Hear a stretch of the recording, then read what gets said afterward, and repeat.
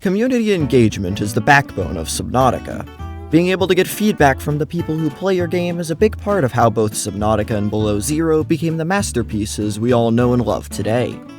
With the recent Subnautica 2 teasers, it got me thinking about some of the things I'd like to see in the series' newest installment. So, without further ado, here's 4 things I'd like to see in Subnautica 2.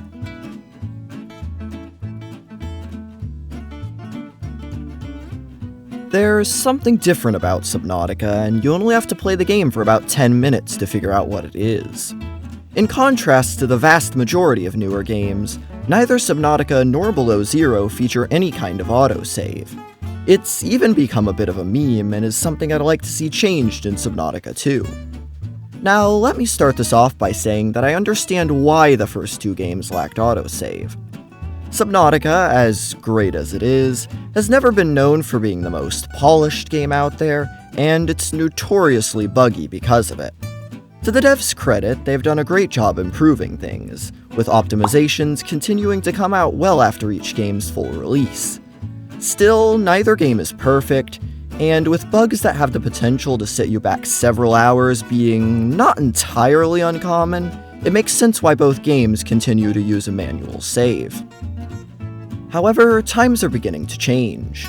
We know from an earnings report released by Krafton, the parent company of Unknown Worlds, that Subnautica 2 will use Unreal Engine 5 as the game's engine, in contrast to the first 2 games that used Unity. Now, I should specify that I'm not a game dev. In fact, me and computers have never really gotten along, but from what I was reading, a lot of Subnautica's problems stem from old, unimplemented ideas that are still taking up resources in the game's code. This also explains why Below Zero had similar issues, since I'm willing to bet large portions of the code were just transferred over.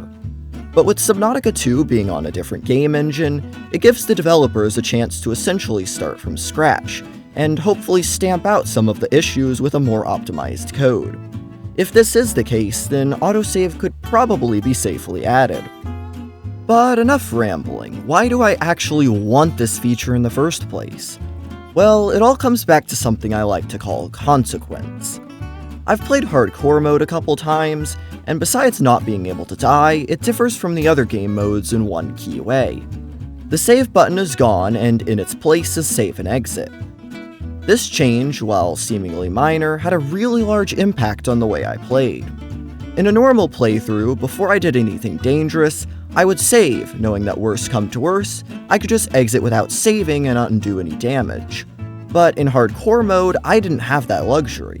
If I were to, say, lose my Cyclops in the lava zone, not only would I potentially die, but I would also be faced with the daunting task of building a new sub and recovering all my gear. This feeling of consequence changed how I played the game. There wasn't an increased physical threat, but since I couldn't roll back to the previous save when anything went wrong, every decision carried a lot more weight, and it felt like my actions had actual consequences.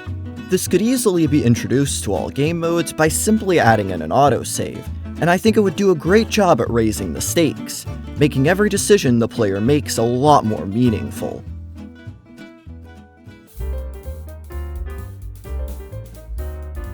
This is an idea I've been thinking about for a little while now. Right now, Leviathans in both Subnautica games base their movement around a single point, usually the one where they spawned in. This helps prevent creatures from wandering off too far, and you can even see this yourself by spawning a Reaper in the air and watching it try to leave the water to get back to its spawn point. For Subnautica 2, I would love to see some cases where these points aren't static, but rather moving across a predetermined path. The Leviathan would then follow this point, slowly patrolling a large area over the course of several in-game hours, or even days. Not only would this make Leviathans feel more realistic, but I think it would also contribute to the gameplay experience for new, experienced, and returning players, each in unique ways. First, I think new players would find this feature absolutely terrifying. Picture this. You're new to Subnautica 2, and you stumble across a biome you've never seen before. Initially, you're on edge, not knowing what kind of horrors lurk in the darkness. But as you explore, you start to get more comfortable. You build yourself a small base, but just as you're about to hop off for the night, you're attacked by a terrifying creature. You rush inside and wait for the beast to leave, but as you wait, you start to question the safety of not only this place, but every other area you've been up to this point. If a dangerous creature could just sneak up on you here, who's to say it couldn't do so elsewhere? In the first 2 games, you could figure out whether or not an area was dangerous pretty quickly, but with long Leviathan Patrol paths, that's no longer the case. This would make the game way more terrifying, as even traveling to places you've been before no longer feels completely safe. Fortunately, this mechanic isn't just for the newer players. As people get better at the game, they would inevitably study the patrol patterns and learn to use them to their advantage. The scanner room could be quite helpful in this task, allowing players to see where a Leviathan was at all times. Maybe you would be able to build a tracker, tag a Leviathan, and map its movement patterns like real-life marine researchers. Players would then be able to plan their building, exploring, and mining expeditions around the most optimal times to avoid dangerous encounters. Finally, Leviathan Patrols would also add an extra layer of replayability that just isn't present in the first 2 games. While a returning player might know that they're in a Leviathan's path, since they're unlikely to have reached the exact same spot in the exact same time as in their last playthrough, they'll still have to actually encounter the Leviathan at least once before they can start to actually get a sense of where it is.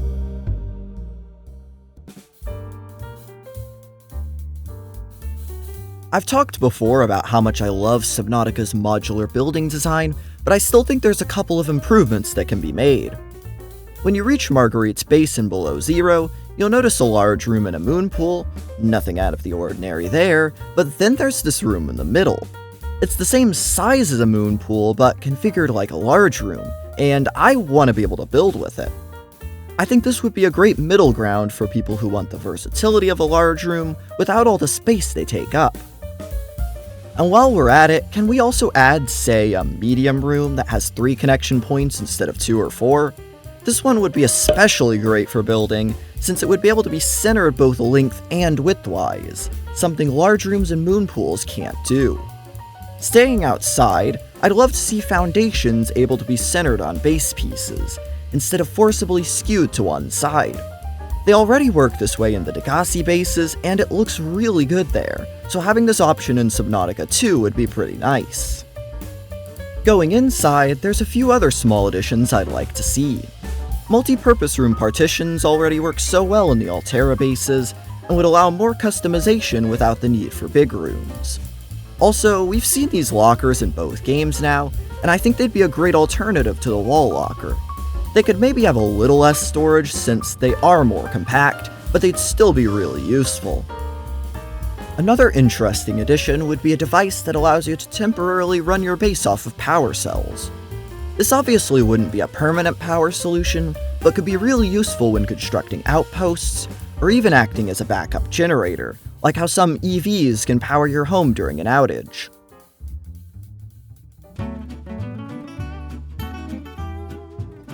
Both Subnautica games utilize a variety of environmental effects that challenge you as you explore the map. Perhaps the most obvious of all of these is depth. After all, you can't go where you can't breathe. But there are other ways the game can challenge you. Take the lava zones, for example. Even if you make it down that far with oxygen tanks and sheer force of will, there's no escaping the excruciating heat that's dead set on boiling you alive. To solve this problem, you could just use a vehicle, build a reinforced suit, or some combination of the two. Another great example are the surface biomes from below zero. A skilled player may be able to safely traverse these using caves and heat vents, but the majority of us will probably build a vehicle or a cold suit to avoid freezing. Of course, temperature isn't the only environmental effect at play. If a dangerous Leviathan is blocking your path, then simply having a vehicle might not be enough. Players then have to invest in defensive measures, encouraging exploration and progression. It's exactly this reason why I'd like to see more environmental effects in Subnautica 2. Having unforeseen challenges pushes players out of their comfort zone, forcing them to adapt and eventually overcome the obstacles. And I think there's a number of completely new ways the game could do this. One area I've always found particularly interesting are those brine pools in the Lost River. In the first game, you might pop down there to grab a few materials, but that's about it. But what if there was a whole other region hidden beneath the salty haze? Players would be almost exclusively confined to their vehicles, which would present unique benefits and setbacks. Later on, though, they might be able to upgrade their suit or mask, all but nullifying the issue.